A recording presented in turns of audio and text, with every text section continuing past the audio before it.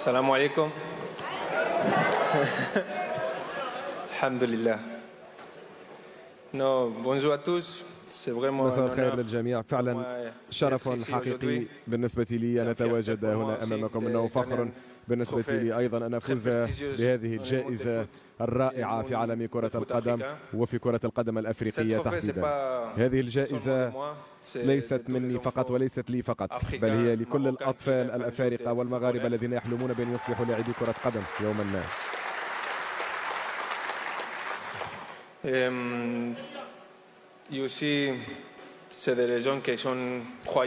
كذلك هناك أشخاص آمنوا بي يوميا منذ طفولتي، ساعدوني على بلوغ هذه المرحلة اليوم كي أصبح اللاعب الذي أنا عليه اليوم.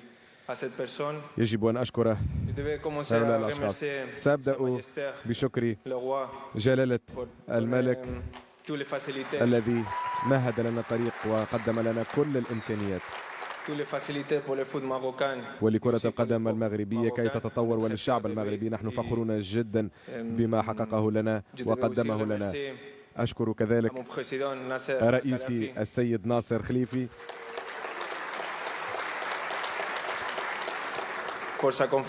لثقته من اليوم الأول منذ أن قمت بتوقيع عقدي. نحن مع بعضنا البعض منذ 5 سنوات الآن.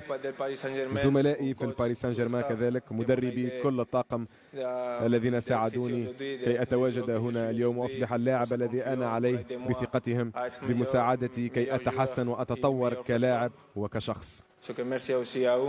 شكرا لهم. إذن سأشكر كذلك رئيس الاتحاد المغربي لكرة القدم السيد فوزي لقجع الذي أيضا قدم لنا أفضل الظروف لكرة القدم المغربية. أنا فخور بأن يكون هو رئيس اتحادنا، وأتمنى أن تكون فخورا بنا كذلك كما نحن فخورون بك سيدي. وكما قال زميلي بونو، سأحاول أن نقدم كل شيء لكي نقدم الكأس الأهم، كأس أفريقيا.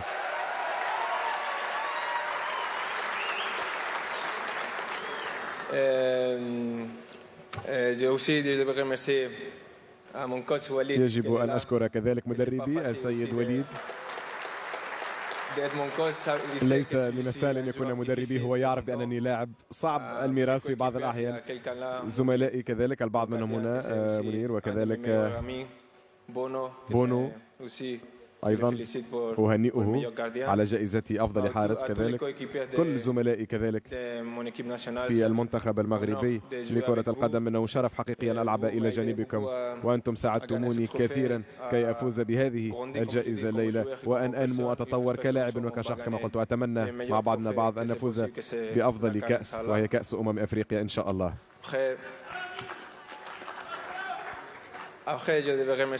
ثم سأشكر الأشخاص الأهم بالنسبة لي، عائلتي، والدتي،